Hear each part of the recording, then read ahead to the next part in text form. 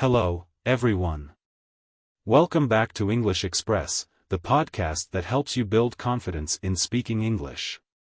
Today we're going to dive into a key part of conversation, asking and answering questions confidently. Questions are essential for getting to know people, sharing information, and keeping conversations going. So, if you're ready to master the art of asking and answering in English, let's get started. Let's begin with some useful questions you can use to get to know someone. These are perfect for starting conversations, especially if you're meeting someone new. Here are some examples. So, what do you do for work, or what line of work are you in? How do you usually spend your weekends? Are you from around here, or where are you originally from? What kind of hobbies do you enjoy? These questions are open-ended, meaning they invite the person to share more details. For instance, instead of asking, "Do you like sports?" you could say, "What kind of sports do you like?" This way, you're encouraging a longer answer, which keeps the conversation flowing. Give it a try next time you're in a social setting. Now let's talk about asking follow-up questions or clarifying something. This is a great way to show you're interested in what the other person is saying and also to keep the conversation moving naturally.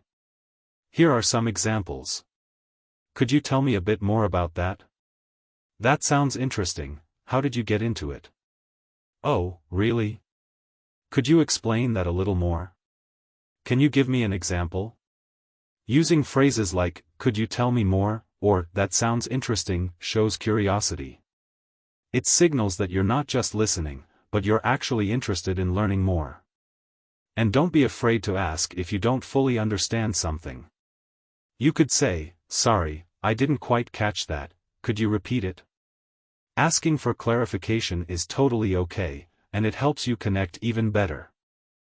Let's move on to answering questions confidently. Sometimes, it's easy to feel nervous or give short answers, especially if English isn't your first language. Here are some tips and phrases to help you expand on your answers.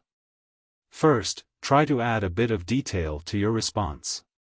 For example, instead of saying, "I work in marketing," you could say, "I work in marketing, focusing on social media strategies for small businesses."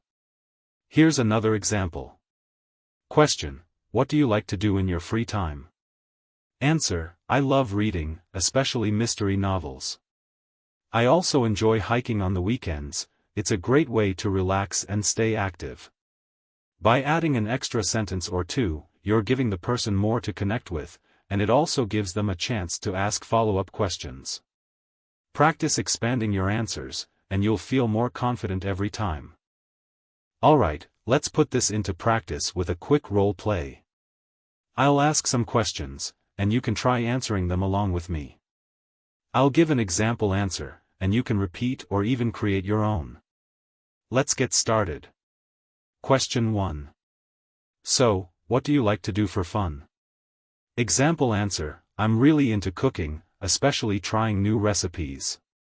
It's a fun way to relax and get creative. Question 2. Where are you from originally? Example answer: I'm from your city/country, but I've been living here for a few years now. Question 3. What's your favorite type of movie?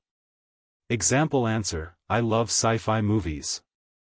I'm a big fan of futuristic stories and all the imaginative ideas. Awesome job!